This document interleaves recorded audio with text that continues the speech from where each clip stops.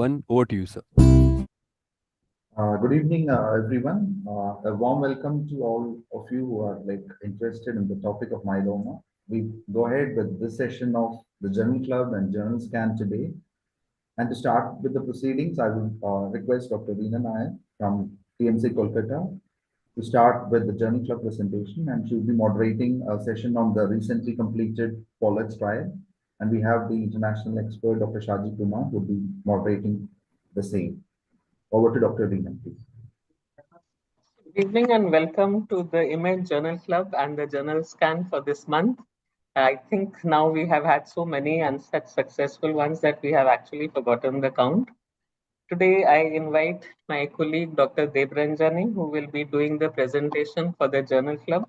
And we also have with us Dr. Shaji Kumar from Mayo Clinic, who will be our international guest and moderator for the Journal Club. So with that, I think I will request Debranjani to share her screen and then we can start the Journal Club for today. Thank you, ma'am. Ma'am, am I audible? Absolutely clear. Go ahead.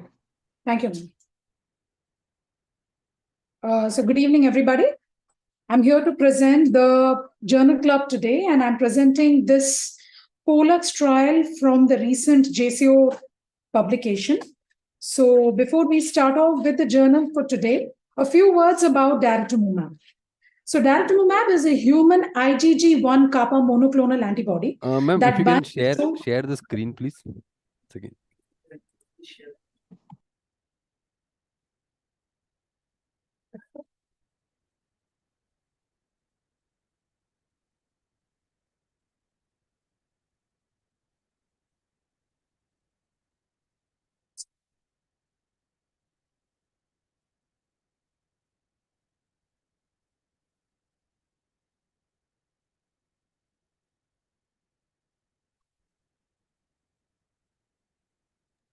Ma'am, you're facing any issue? So please switch off this thing. We've seen your screen quite clearly, Debranjani, before. Yes. Can you see it now, ma'am? Yes, absolutely. Go ahead. Okay.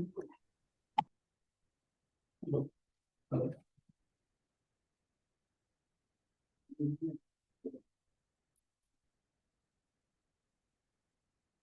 I'm sorry for that. So a few words on daratumumab before we start out. So daratumumab is a human IgG1 kappa monoclonal antibody that binds with a high affinity to unique epitopes on CD38 positive cells. It induces lysis of CD38 expressing tumor cells by complement-dependent cytotoxicity, antibody-dependent cellular cytotoxicity, antibody-dependent cellular phagocytosis through the activation of complement proteins, NK cells, and macrophages. So daratumumab is currently FDA approved as a combination therapy with lenalidomide and dexamethasone, with bortezomib and dexamethasone, and in patients who have received more than one or more previous regimens. It has also been approved as a combination therapy with pomalidomide and dexamethasone, and for patients who have received more than 2 regimens, and as a monotherapy in patients who have received more than 3 regimens. So there have been several phase 3 trials in the past, both in newly diagnosed multiple myeloma and in relapsed refractory multiple myelomas, where daratumumab in the past has been able to show us deep and durable responses, both in terms of deep CR rates, stringent CR rates, deeper MRD rates in combination with the standard of care regimens. So with that background, I'll start with today's trial discussion, which is the POLLUX trial, which is an extended follow-up trial. It was designed as a phase 3 randomized, open-label, active controlled, parallel group, multi-center study of daratumumab, lenalidomide, and low-dose dexamethasone compared with lenalidomide and low-dose dexamethasone in subjects with relapsed refractory multiple myeloma. So the reason I put up this NEJM article over here is because this particular trial, since it has a very extended follow-up of more than 5 years, it has had many publications till now showing the achievements, or rather the reports that we have had previously in different journals and different time points in this study. So the first publication that we had about this journal, about this article, was way back in October 2016, where they had initially showed us the data at 13.5 months of follow-up of this trial. So this was this trial design that we have just seen, that it's a multi-center open-label randomized phase 3 trial. We are essentially comparing two groups of individuals, one, the daratumumab, lenalidomide, and dexamethasone group, and the other group receiving drugs with lenalidomide and dexamethasone. The trial was designed for these patients to receive these drugs until the disease progression or until tolerated, the primary endpoint being progression-free survival. The primary hypothesis of this trial was that daratumumab in combination with Lendex will prolong progression-free survival as compared with Lendex alone in subjects with relapse and refractory multiple myeloma. The primary objective was to compare the efficacy of daratumumab in combination with Lendex versus Lendex alone in terms of PFS. In relapsed refractory multiple myeloma, the secondary objectives were many, to look at time to progression, overall response rates, overall survival, VGPR. One of the important things that we were trying to look at was to determine the ability of daratumumab to induce minimal residual disease in subjects who have already achieved a CR or a stringent CR. So this is the schematic overview of the initial trial, the way it was designed. So the two groups, the subjects were assigned in a 1:1 randomization into two groups randomly. The first group in which daratumumab was there, daratumumab was administered at 16 milligrams per kg body weight weekly for an initial 8 weeks. That is for the first 2 cycles. And thereafter, every 2 weeks for the first 16 weeks, this was later on extended from the 3rd till the 6th cycle. And only after that was it made once in 4 weeks. Lenalidomide was administered at 25 milligrams per day for the first 21 days of a 28-day cycle. However, in those with a lower creat clearance between 30 and 60, lenalidomide was dose adjusted to 10 milligrams per day. Dexamethasone was administered at 40 milligrams per weekly, and the same doses were applicable in the other group. The key inclusion, I've not included all of them, the most important ones. The inclusion criteria was age more than 18, ECOG 0, 1, and 2, at least one prior line of therapy, which had a documented response of either a partial response or better than that to at least one line of therapy previously, and a progressive disease documented after any of the last regimens. The key exclusion criteria was any patient who had previously received daratumumab, lenalidomide refractory or intolerant patients, non-responsive disease to the prior lines of therapy, any prior autologous stem cell transplant which had happened within 12 weeks of randomization, allogeneic stem cell transplant at any point of time, plasma cell leukemia, amyloidosis, POEMS, Waldenstrom's, and meningeal involvement were excluded. Any form of organ dysfunction like COPD with an FEV1 of less than 50%, persistent bronchial asthma, MI, congestive heart failure with an NYHA class of 3 or 4, previous malignancies, abnormal lab parameters, seropositive status, uncontrolled infection, pregnancy, lactation, and hypersensitivity to any of the trial drugs. Now, this was something which I've taken from the previous protocol from the NEJM, because this was something which was very interesting to see that how they were able to calculate the sample size for such a long study, which was planned to span over more than 5 years. So they used an initial assumption of the median PFS for the Lendex group to be estimated to be 12 months.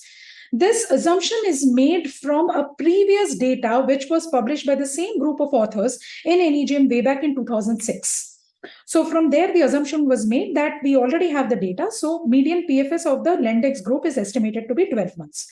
Now, assuming that the DARA group will be able to reduce the risk of disease progression or death by 30%, that is assuming a hazard ratio of 0.7, which translates again into a median PFS of 17 months for the DARA group, a total of 295 PFS events were required to achieve a power of 85% so that we could achieve adequately powered study. So with a 17-month accrual period and an additional 12-month follow-up, a total sample size required for the study was a minimum of 500. Which means approximately 250 in each treatment group.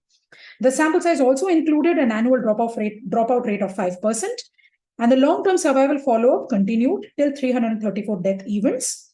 And therefore, the study finally was designed in a way so that it could be powered with an 80% power to detect a 27% reduction in the risk of death with a hazard ratio of 0.3 and the log rank test, so that there could be a two-sided alpha, that's a p-value of less than or equal to 0.05. The statistical analytic methods applied were very standard. Time to event analysis were compared using a stratified log rank tests. The stratifications we will just see in the upcoming slides. The hazard ratios and the 95% confidence intervals were estimated using a stratified Cox regression. The stratification factors included the ISS disease stage, the number of lines of prior therapy, and prior lenalidomide treatment, yes or no. Kaplan-Meier method was used to estimate distributions. Overall response rates, VGPR rates, better rates, CR rates were also compared using a stratified Cochrane-Mantel-Hansel test, and MRD negative rates were compared using Fisher's exact test. Now, what we know, this is what we already know about the Pollux trial from the previous data which was published from the previous publications at different time points. There have been 3 so far. I've just mentioned 2 over here. The first initial publication, which was there in NEJM, which was a median follow-up of 13.5 months, which was compared between the 2 arms, and it showed that the median PFS at that point of time was not achieved, was not attained in the DARA group versus an 18.4 month median PFS in the LEN group with a hazard ratio of 0.3. And we can also see that definitely the CR rates and the MRD 10 to the power of -5 rates were better in the DARA group compared to the LEN group. Similarly, there was the next follow-up, which was at 25.4 months. This was in 2018 publication, which was in Hematologica. And there they showed that the median PFS, again, in the DARA group was not attained. Well, in the LENDEX group, it was 17 months, hazard ratio again 0.4, and the corresponding CR and the MRD rates, which were again impressive in the DARA group. So having said all of this, now let's go into the further details of discussing the present paper. So in our current journal, what extra are we trying to see? We are trying to report the updated efficacy and safety results, including the overall survival from the phase 3 Pollux study of daratumumab LENDEX versus LENDEX alone in relapsed refractory multiple myeloma patients after total period of follow-up of 6.4 months. The relevance to this was because it was previously seen that triplet agents are usually superior to doublet agents and therefore should be made the standard of care in patients with relapsed refractory multiple myeloma. Now, this is a consort diagram of the study. So initially, there were 702 patients who were first taken, and of which 133 were excluded. Finally, the randomly assigned patients were 516, which had an intent to treat. They were allocated randomly in a 1:1 ratio into the DARA group and also into the control group. The DARA group including 286 patients and the allocated group of LENDEX with 283 patients. On further follow-up, about 153 patients in the DARA group had death and 172 in the LENDEX group had death.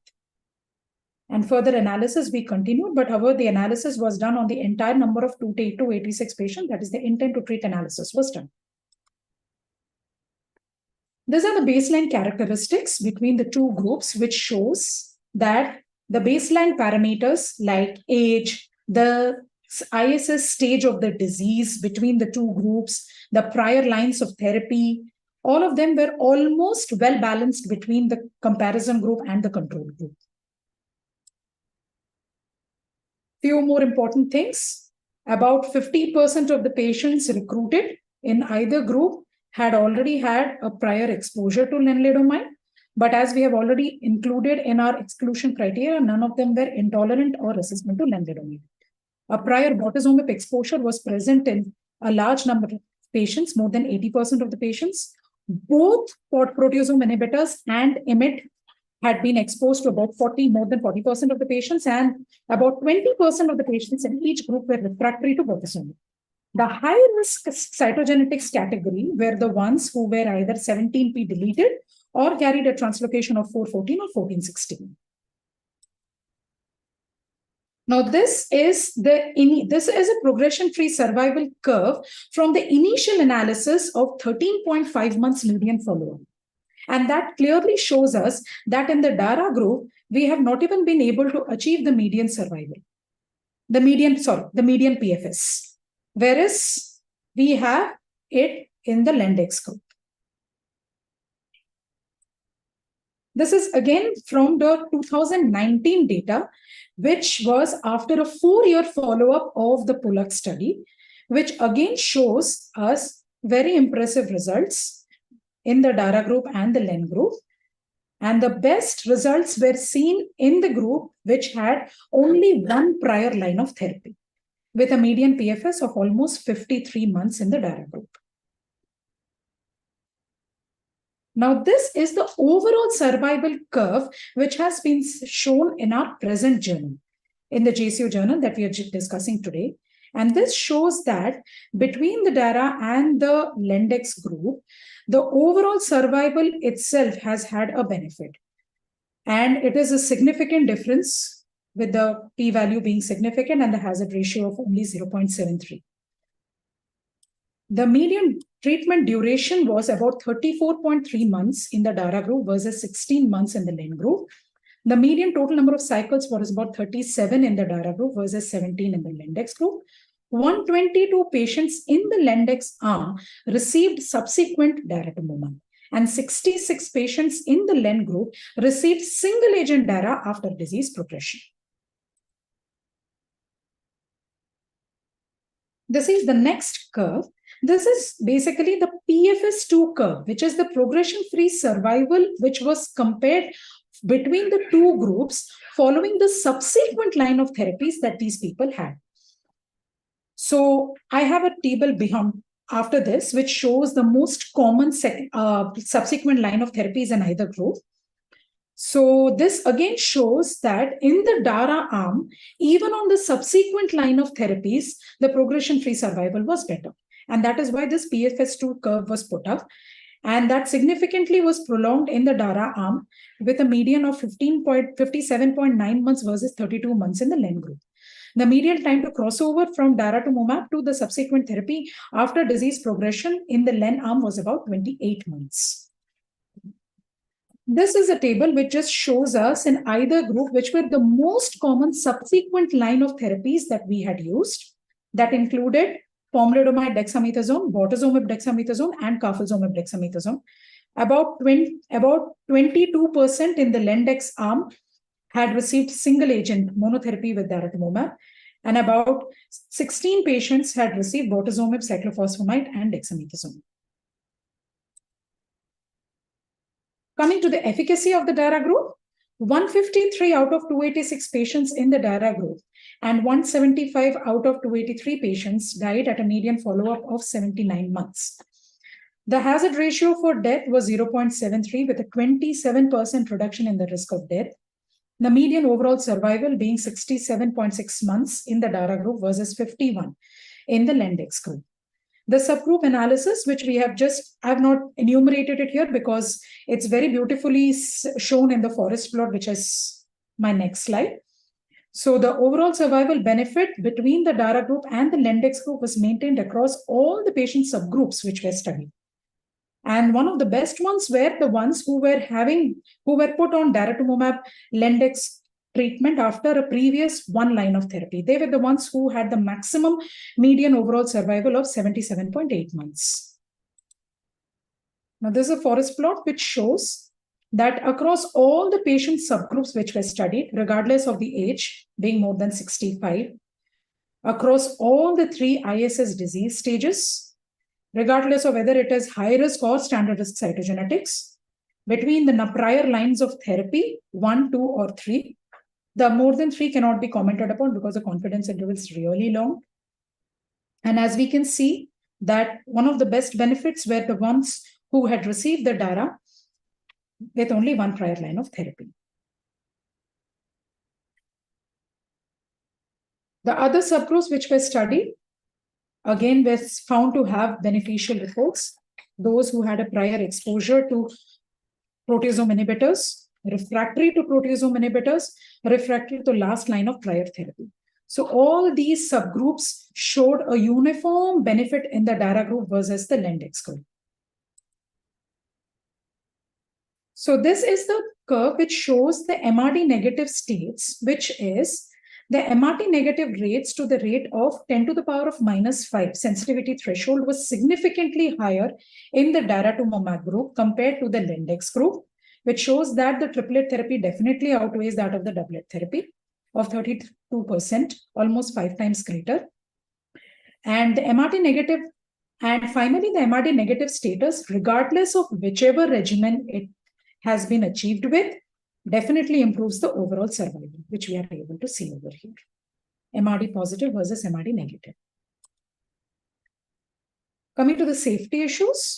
So the most common adverse events, grade 3 and grade 4, were neutropenia, anemia, thrombocytopenia among the hematological complications between the DARA group and the LEN group. And the non-hematological complications, most common ones were diarrhea, upper respiratory tract infections, fatigue, and pneumonia being the most severe ones.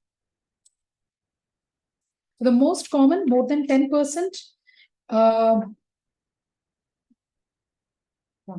most common, more than 10% complications which were seen of grade 3 and 4 in the DARA group versus LEN group were neutropenia, anemia, pneumonia, thrombocytopenia, and diarrhea, which we have already seen.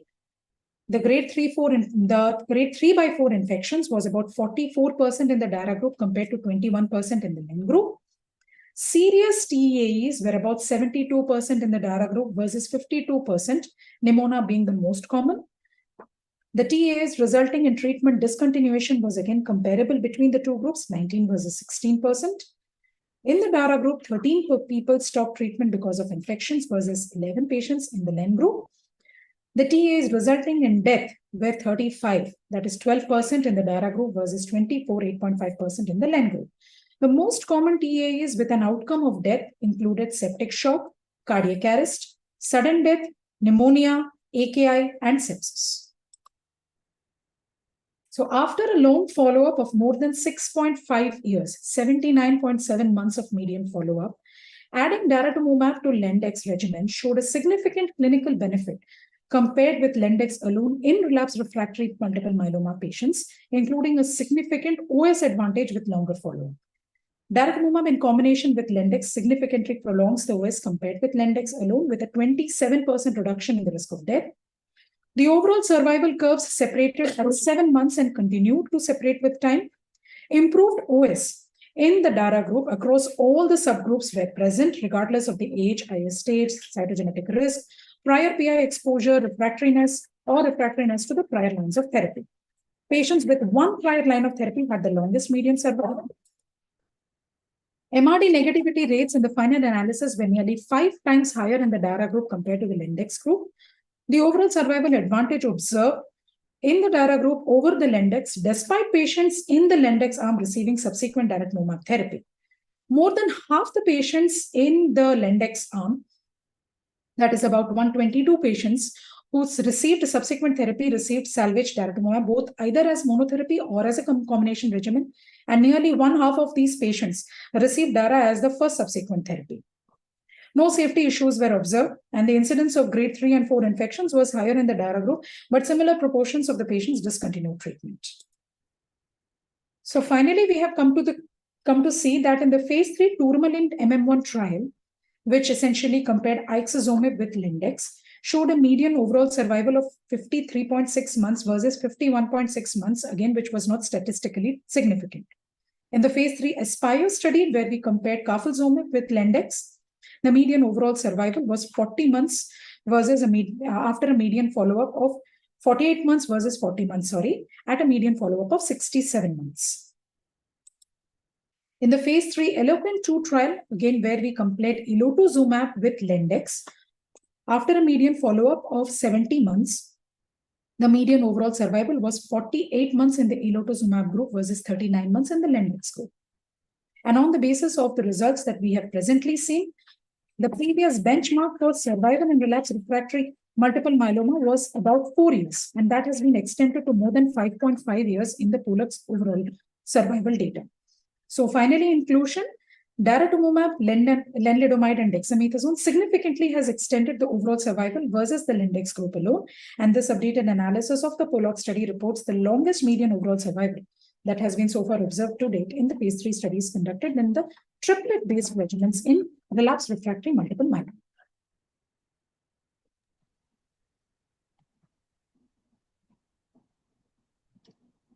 So thank you very much, Debranjani, for a very clear presentation of the journal club or the journal article which was scheduled for today. And I'm also grateful to her because she is almost like a last minute decision and she grabbed the opportunity and I would say has done an excellent job out of it. We'll go to having a discussion and we will take all comments from Dr. Shaji about this article and also about the details of the previous articles which have been published before the final overall analysis came about. I think Debranjani has clearly showed us that there has been substantial difference in the efficacy that daratumumab has shown as compared to many of the other drugs which have come into the armamentarium for the management of multiple myeloma in the last decade or so. Overall, the response rates in single phase trials in patients who were heavily pre-treated were between the range of 29% to 36%. In combination, it has shown a much better result. And this is also true when it has been combined with bortezomib. There has been higher rates of progression-free survival. But perhaps this trial actually shows us that in combination, not only the progression-free survival, the response rates, the MRD negativity, but also the overall survival has changed so significantly when the combination used 3 drugs, which included daratumumab, making perhaps daratumumab one of the drugs which we are likely, if it is feasible to use, gives the maximum benefit to patients, especially in the first line relapse setting. I have just 1 or 2 points to make. One is a large number of patients now take lenalidomide as maintenance therapies in the first line therapy in newly diagnosed multiple myeloma setting. And so a large number of them would, be able to take such continued lenalidomide treatment is something that is a question.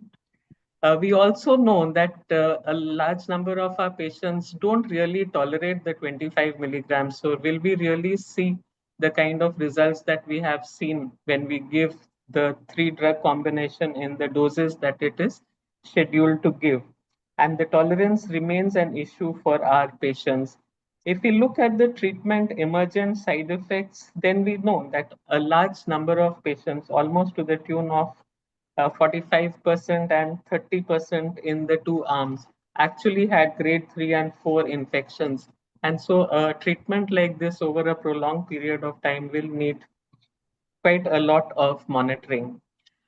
We look at retrospective analysis, and if we look at the present prospective data which has been shown in this trial, there is an increasing evidence of second primaries, and it has been reported to the tune of 10 to 14%.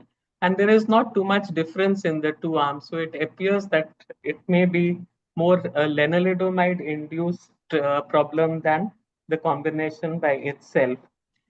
But however, having said all that, looking at the overall survival difference and overall survival with so many multiple lines of treatment is something that we hardly see in indolent diseases now. So this trial perhaps has its biggest strength in having shown a difference in the overall survival, which remains even after the next, which obviously remains even after the next line of therapy has been given. If we are to do this trial again in the times of BiTEs and CAR T cell therapies available, I don't know if the overall survival difference will still stand. But we'll take Dr. Shaji Kumar's comments for this paper as well as whether this overall survival will stand the test of times in times to come. Dr. Shaji, can we have your comments, please? Yeah. Thank you, Dr. Hina. And that is a really nice analysis of the data. I think we have to kind of take a step back and think about the data from not just this trial, but also the other 3-drug versus 2-drug regimen results like the ASPARE and the ELOQUENT trials, which were also discussed. So I think one thing that is very clear, based across all these trials is that the standard of care should be a triplet combination rather than a doublet at the time, wherever we can be creative by using different combinations. And I think it also highlights the importance of, why we need to be changing the drug classes as we go to different lines of therapy. So if you look at that subgroup analysis, the one group of people who did not get as much benefit at all were the people who were previously treated with lenalidomide. So again, highlighting one of the need to change therapies, but also to some extent, makes you wonder how this particular data, particular regimen is going to be used in its era where everybody is going to be exposed to lenalidomide when they have their first relapse, either used as part of their induction therapy or in majority of the people used as maintenance until disease progression. So even though the DRD regimen per se may not be the treatment of choice at first relapse, given the prior exposure to lenalidomide, it certainly highlights one, the relevance of a triplet, and two, the importance of using regimens that contains new drugs. The second, I think, the important message is how much the field has moved forward. So if you take the patients at the time of first relapse, we are talking about an overall survival of about 77 months. And think about the fact that these are patients who probably had about 36 months survival on an average coming into the first relapse, if you think about the regimens they were receiving at that time. So, so that we are talking about patients with 10 to 11 years of survival, which is very similar to what we have seen in the SEER database or other large data sets that have been published recently. So a dramatic progress compared to median of 3-year survival less than 2 decades ago to almost 10-year median overall survival. Now, the third thing is clearly the importance of daratumumab as a class of drug. Now, I wouldn't necessarily say it is, as a class of drug, let's say better than lenalidomide, because obviously we don't have the data to say that it is individually better than lenalidomide. But I think again, it's kind of a moot point because you're going to be using that all in combinations. Now, going back to the question of, the people are all exposed to lenalidomide coming into that first relapse, what is the right regimen to use? Clearly, we have data from the Dara-Pomdex trials, and we also have data from the Dara-Carfilzomib Dex trials. To me, I think, again, difficult to compare across studies, but if you look at a patient population who has been exposed to lenalidomide and often are refractory to lenalidomide, I think the combination of a proteasome inhibitor with an anti-CD38 clearly would be the way to go. So if you look at the data from the either from the IKEMA trial or the CANDOR trial, both of them used anti-CD38 antibodies. And there's really nothing to distinguish between daratumumab versus isatuximab. Both are very similar active.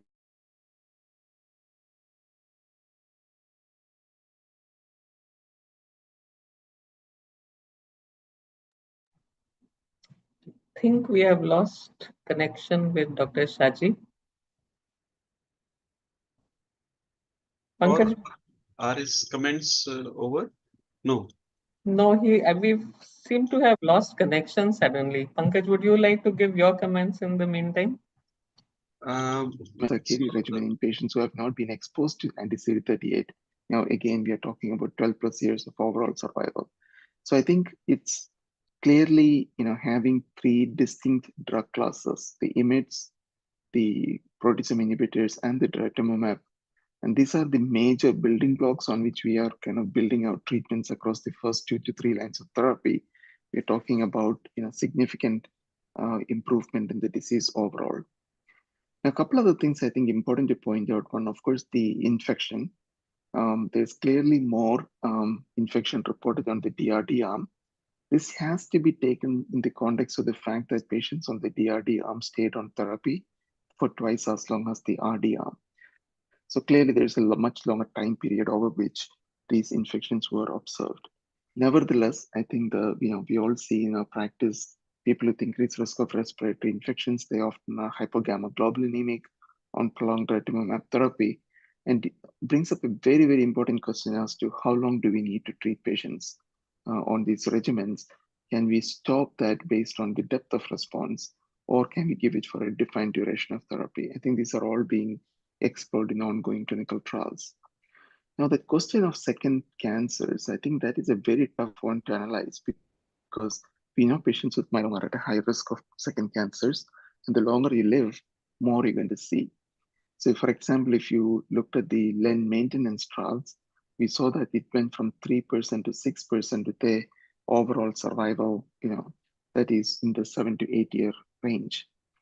Now, as people are living longer and longer, no doubt you're going to see more and more second cancers. How much of this is related to previous therapy versus just the underlying predisposition for myeloma patients to get second cancers? So I think that's, when you look at the meta-analysis that was presented by Dr. Palumbo back in the 2010 or so, he clearly showed that in the non-transplant setting, the increased risk of malignancy with the addition of lenalidomide did not seem to be excessive. But this is something we have to keep in mind. And in fact, when you look at the modern therapies, like the CAR-T therapy, we did see that nearly almost a 10% risk of second cancers in patients in the pivotal CARTITUDE-1 study. So certainly things to keep in mind as we go with these new therapies.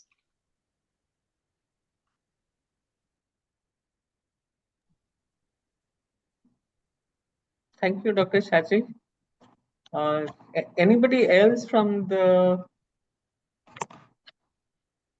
participants who would like to make any comments on this paper? Yes, ma'am. I had a point and I had a query for the experts here. What I was observing was actually 2/3 of the patients actually had undergone a transplant before they were actually randomized into both the arms. But what I saw subsequently was, although they were exposed to many further therapies, even on people who were progressing on DRD were given further lines of therapy, transplant was never considered an option. Actually, if I went through the data, it is about 1% of the entire randomized lot in two groups who actually underwent a second autologous transplant or maybe the first autologous transplant. So my query to the group was like, if it was a part of the therapy, especially it could have done two things. One, it could have deepened the responses in some subsets who are progressing or are not responding. And at least in some, we could have stopped giving DARA and maybe utilize the benefits of the transplant interim. So I just wanted to know where this transplant playing in somebody who is progressing post autologous transplant and first line of therapy.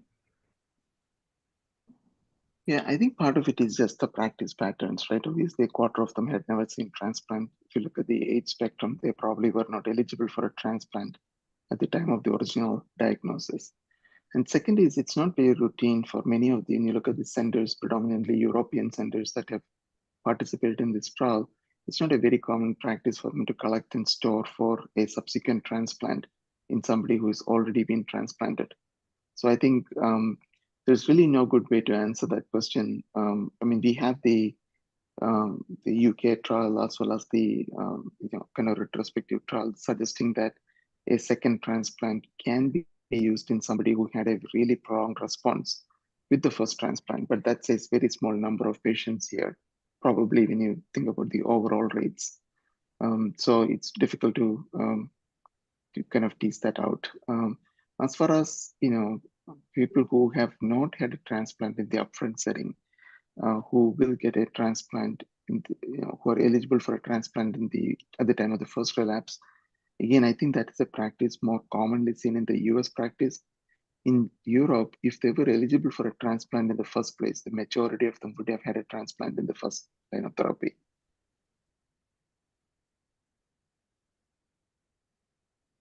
One of the question I may have not exactly, I'm sure whether I've seen it correctly, but the graph of MRD negativity with the Lendexa was actually better than DRD. They were comparable, and this is seen with other clinical trials as well, is that if you get to be MRD negative, how you go to be MRD negative doesn't seem to matter as much. But the only issue is when you're thinking about a randomization and what you select for your patients, here we saw that it's almost like 4 to 5 times or 4 times as likely to get MRD negative with DRD compared to RD. So it probably reflects the difference between biology and therapy as well. Yeah, but the survival of patients who were MRD negative with Lendex was little bit higher than the patients who were MRD negative with the DRD. I don't know if you can really compare them because it's only like 6% of patients with RD who got to be MRD negative.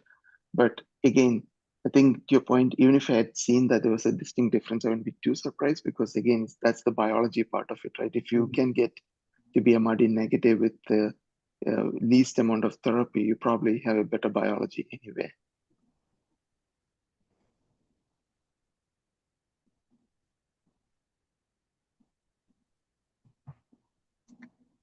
So if there are no further questions, Sorry, I just make one more comment. I got the phone call.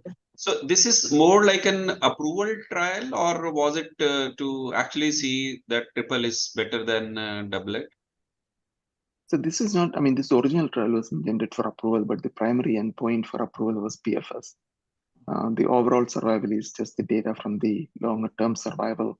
One of the concerns that we always have is that the overall survival, even if regimens have better PFS, you may not see an overall survival benefit because people get exposure to those drugs they didn't get in the initial randomization. And especially as therapies improve, people are living longer and longer.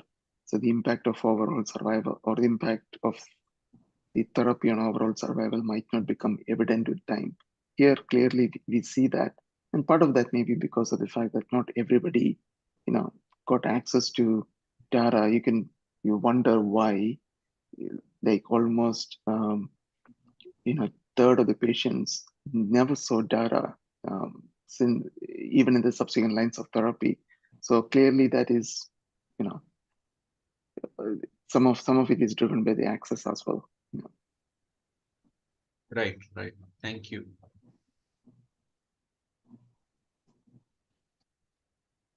So thanks, Dr. Shaji Kumar, for always being there and helping us understand every paper much better. And I also would like to extend my thanks to Debranjani. Our Tata Medical Center camera failed us today, but let me tell you, she's just as forceful as she speaks. So thanks, Debranjani, once again, and I'll hand over to Dr. Arun to take the proceedings further. Thank you, ma'am. Actually, we had a session where the South Asian counterparts actually were supposed to share their experience with myeloma management. Today, it was the turn of Dr. Colonel Mustafal Karim, professor from CMH BMT Center at Dhaka, to join us and share his experience. In fact, he was traveling to Calcutta on a flight, and probably the flight is delayed. He has not been able to touch down. So we'll catch him up in our next session, and we will give him an opportunity to share his experience with us. So with that, we move to the next segment. That would be the Eagle Eye competition and the quiz. Nirav, could you please share the slides?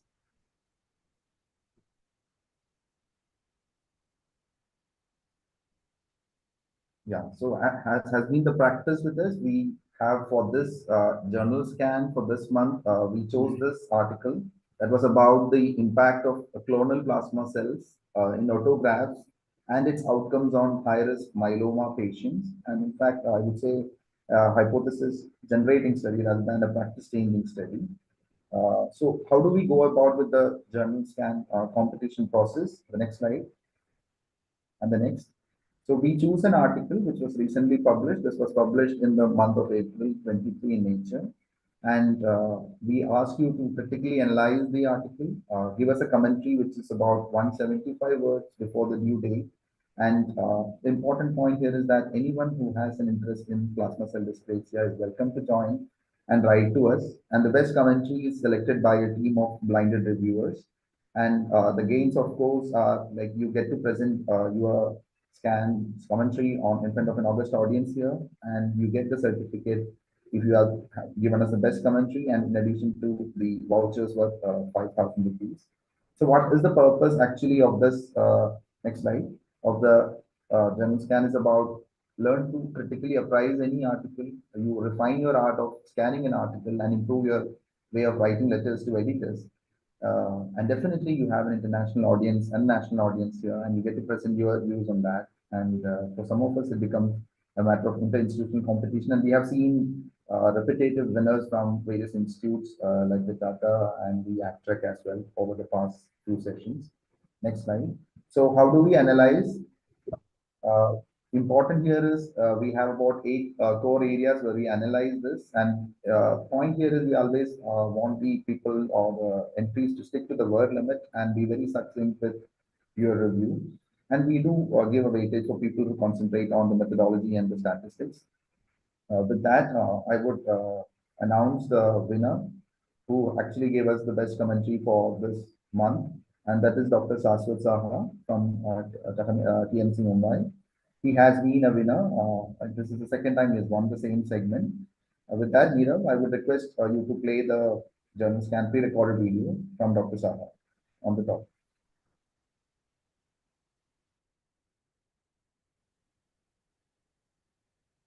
Good afternoon, respected teacher and my dear colleague. First of all, I would like to thank Image for giving me this opportunity. Today in Journal Scan, we are going to discuss the impact of clonal plasma cell in autografts on outcomes in high-risk multiple myeloma patients. This article was published in Blood Cancer Journal on 3rd of May 2023. High-dose chemotherapy and autologous hematopoietic stem cell transplantation is considered the standard of care first-line therapy for patients with multiple myeloma.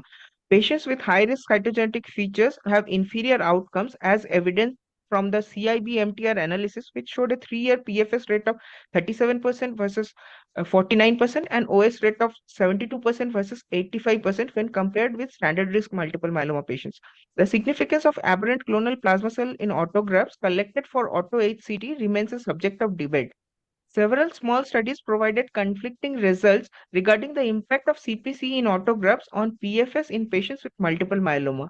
More recently, a study involving 199 patients showed that autograft contamination was associated with higher risk of delay or not achieving CR and MRD negativity post-transplant. However, the follow-up was relatively short and there was no difference in PFS or OS between the two groups. So this was a single center retrospective analysis to evaluate the impact of autograft contamination by multiple myeloma cells in patients with high risk multiple myeloma undergoing auto-HCT. The study included adult patients with high-risk multiple myeloma who underwent auto-HCT between 2008 and 2018. Fluorescent in situ hybridization was used to identify high-risk cytogenetic abnormalities. Evaluation of CPC was done by 6-color next-generation flow cytometry, which had a sensitivity of 0.001% to 0.003%. 4-colored flow cytometry was used before 2012, which had a sensitivity of 0.05%. So the patients were divided into two groups, CPC positive and CPC negative in the autograft by next generation flow cytometry. The impact of infusion of CPC positive autograft products on patient outcomes was analyzed. MRD status in bone marrow sample was assessed using 8-color next generation flow cytometry. Day 100 post auto HCT response, the best response, PFS and OS between CPC positive and CPC negative autograft groups were compared. If we look at the result, the study included 416 high-risk multiple myeloma patients, and the study had a median follow-up of 35.7 months. So around 18% patients were CPC positive and 82% patients were CPC negative. So among the patients who were CPC negative, a significant more amount of patients received VRD induction and they achieved a better response like CR or VGPR, and they were more MRD negative prior to auto HCT when compared with CPC positive patients.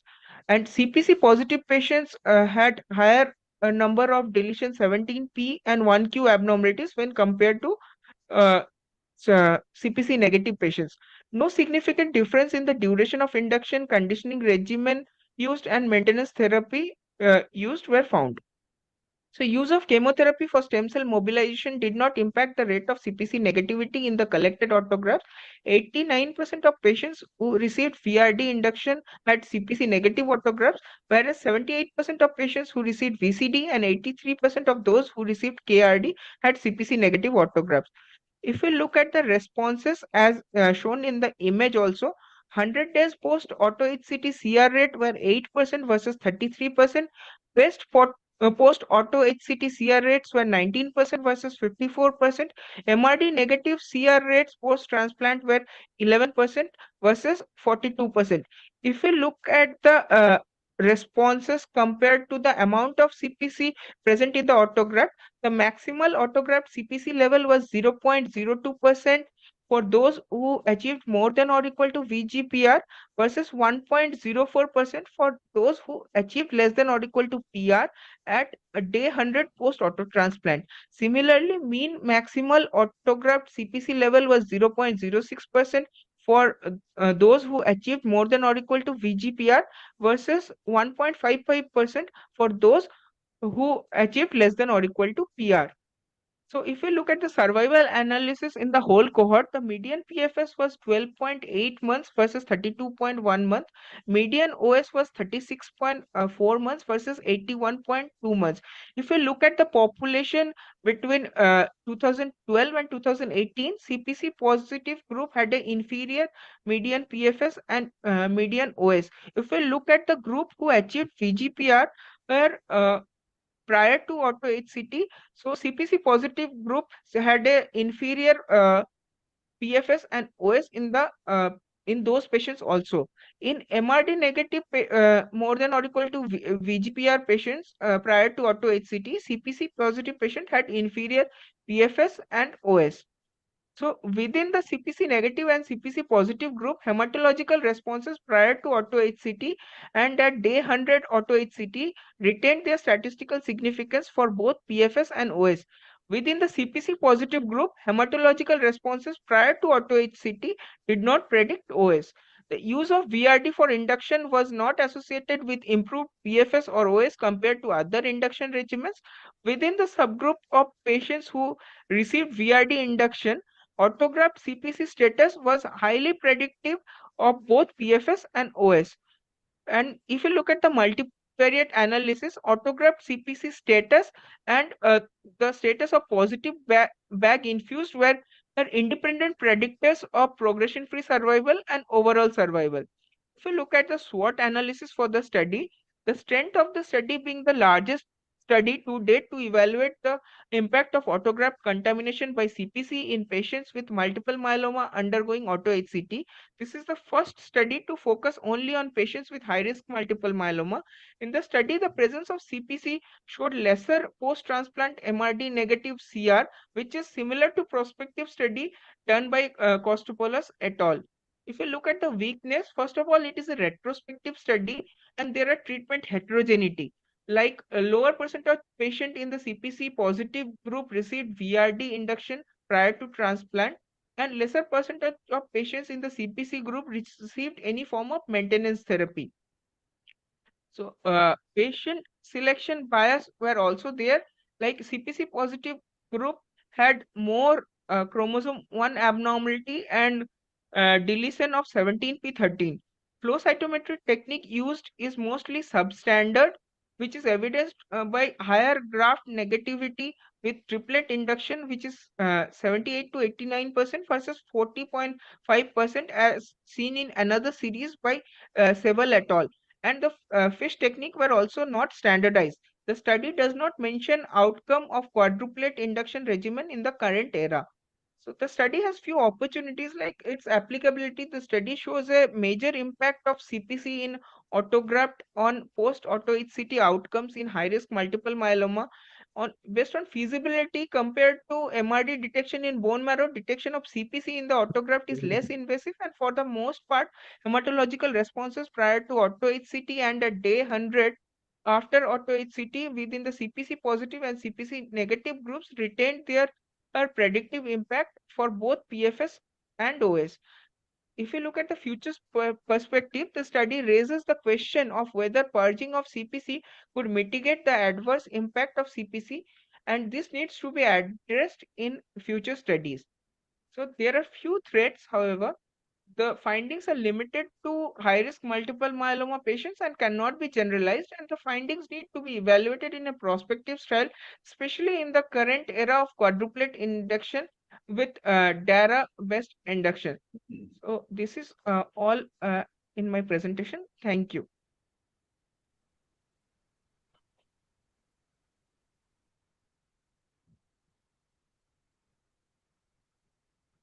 Thank you, Neerav, for sharing the pre-recorded audio. In fact, I had a comment to make and a query, in fact.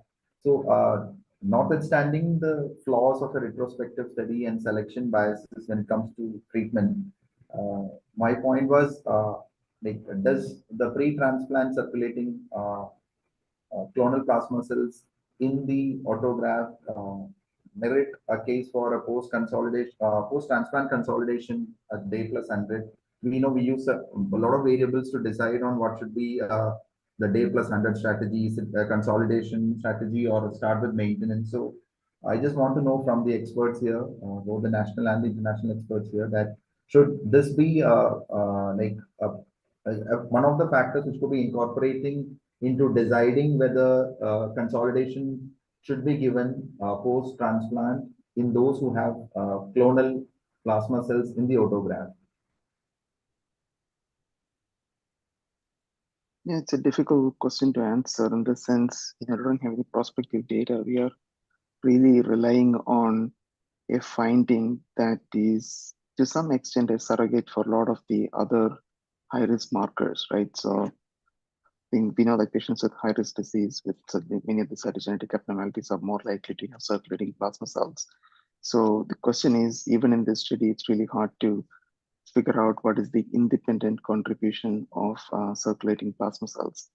And I think the question as to whether we should be doing additional therapy or doing something different for those patients will have to be really addressed through a clinical trial. I think for now, that information is something that I think we just use as part mostly from a prognostic standpoint. Should we be doing a 2-drug maintenance in those patients compared to a 1-drug maintenance? I think it's reasonable to take kind of a more intense approach post-transplant for these patients, again, with the understanding that we don't really have prospective data to support it. Thank you, sir. So comments from Dr. Pankaj sir on this? No, I agree with what Dr. Shaji has said. So nothing more. Thank you. Thank you. So we move to the quiz time. That's how we conclude the session, having a little bit of fun. The next slide, please. Basically, it's a review of whatever we just heard over the last 40 minutes or so, just to reiterate some of the points, I think, which are very important, and the trivia. So the rules of engagement here are very clear. It's about 5 questions here. The next slide, please. We have 2 that is based on the Journal Club, the 2 on the Journal Scan, and 1 on the trivia. And you have to be pretty fast when you tap the answers so that there is an attractive prize and a certificate awaiting you. With that, I move on to the first question. So with the image as shown here, I want you to identify the incorrect statement with respect to what is shown in the image. Whether option A, B, C, D, which of this is incorrect?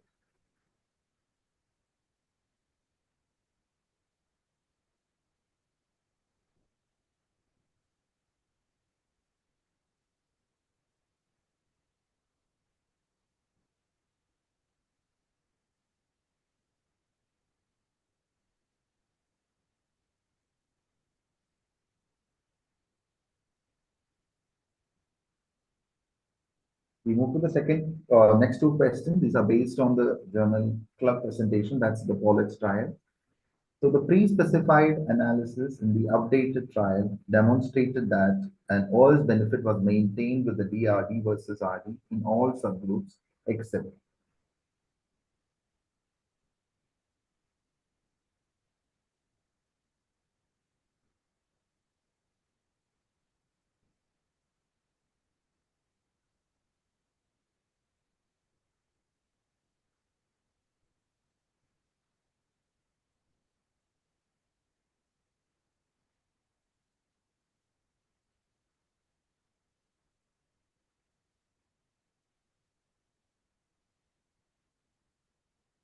we move to the next question that's amply described and discussed in detail by the speaker here.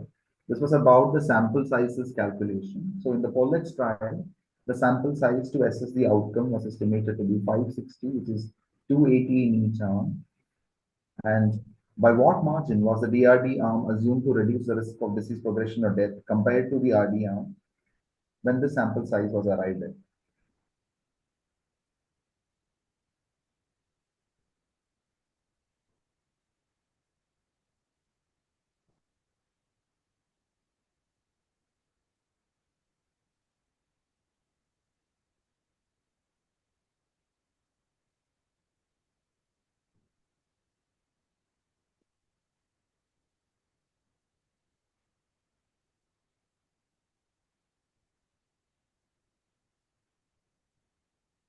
The next two questions are going to be based on the journal scan. Which of these options is incorrect with regards to the findings of the trial by Pasolsky, who actually studied the impact of clonal plasma cells in autograft on the outcomes of high-risk multiple myeloma? You're supposed to choose the incorrect statement.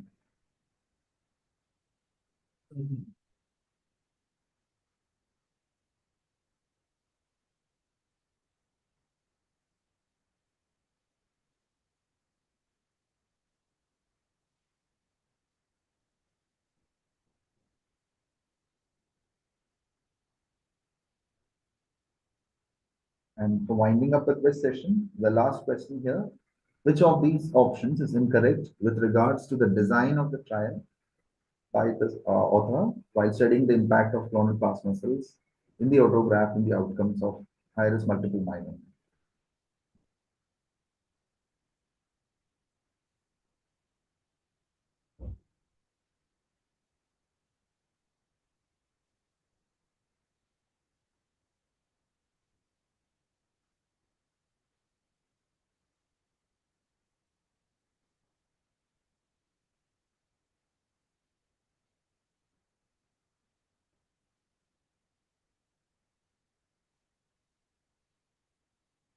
Thank you all. While Nirav compiles the results, let me discuss the answer. The next slide. So the first question was about this cell, and as we all know, like this is the flame cell, which is described with myeloma. Important to know that this is a plasma cell, and because it has glycogen-rich fibrils, which are there in the periphery, that's beautifully stained by seen here. And what is important to know that initially it was thought that IgA myeloma, because they are IgA and they are carbohydrate-rich or glycogen-rich, they were initially highly associated with the IgA myelomas, but we do know now that even some of the reactive plasma cells could have flame cell-like appearance. So in fact, all the statements are correct. The next question. This was about the pre-specified analysis in the updated POLEX trial, and as amply discussed by the speaker, when you do a subset analysis across all the subgroups, you could have a persistent OS benefit when you randomize these patients to a DRD rather than an RD. So none of the above would be the correct answer here.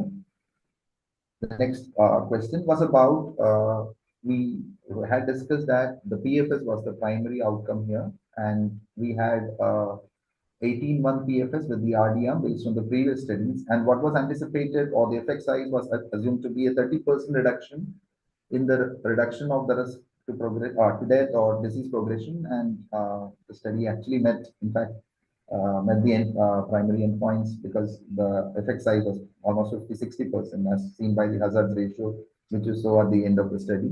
So the answer was 30% here. Now, the last two questions were based on the journal scan presentation. So important here as far as the study on the autographs and the impact of clonal plasma cells here, that what was at least not seen in the cell, in the group which had clonally positive plasma cells, that hematological responses prior to auto transplant did not predict OS. So the CPC, the clonal plasma cell positivity actually overrid all the benefits which you had accrued by the induction prior transplant. And that was an important implication of the study here. The last question was about how the study was carried out. So this, if you read between the lines, evaluation of clonal plasma cells by next generation flow was done actually by two techniques. In the initial 1/3 of the patients analyzed retrospectively, the sensitivity was far too less. It was not to the tune of 0.001. It was way less than that. So the incorrect statement would be B. With that, we come to the end. And Nirav, could you please inform the winner, please? So it is Dr. Shashwata Saha from TMC Mumbai. Okay, so I think he was logging on and he was the one who actually discussed the journal scan as well. Congratulations, Dr. Shashwat Saha. Yeah, we will be sending you across a certificate and a gift voucher. Before concluding, for the next month, like we have been meeting every fourth Thursday of a month now, and we meet again on 24th of August. Dr. Nikki Mushi has kindly consented to be expert internationally, and we would just kickstart at 5:30 p.m. sharp here. And as an appreciation of the gratitude to what has been laid out to you over the year almost, is the work behind the organization of this. So that was the three people, Dr. Das, Dr. Joseph Johnson and Dr. Hari Menon sir, who has been spearheading scientific subcommittee, and the support which we receive from all the doyens here in myeloma. And our sincere gratitude to Dr. Shaji Kumar, who actually spared his valuable time and joined us and would oblige to all our requests and would come back to us for these journal club discussions and enlighten us with his views on the topic. Thank you. I would now request Dr. Reena Nair ma'am to give the concluding remarks. So I think the best part is we start on time and we end on time. And I think today's Journal Club and Journal Scan had so much information to give us. We have enjoyed both the presentations. And of course, a special congratulations to the winner for both today. With that, I think Uday normally likes to have the last word, and I will say thank you and good evening to everybody. Ma'am, no further comments. Thank you, ma'am. Thanks a lot. Thank you. Thank you. See you next month. Thank you, sir. Thank you, sir. Thank you. Bye.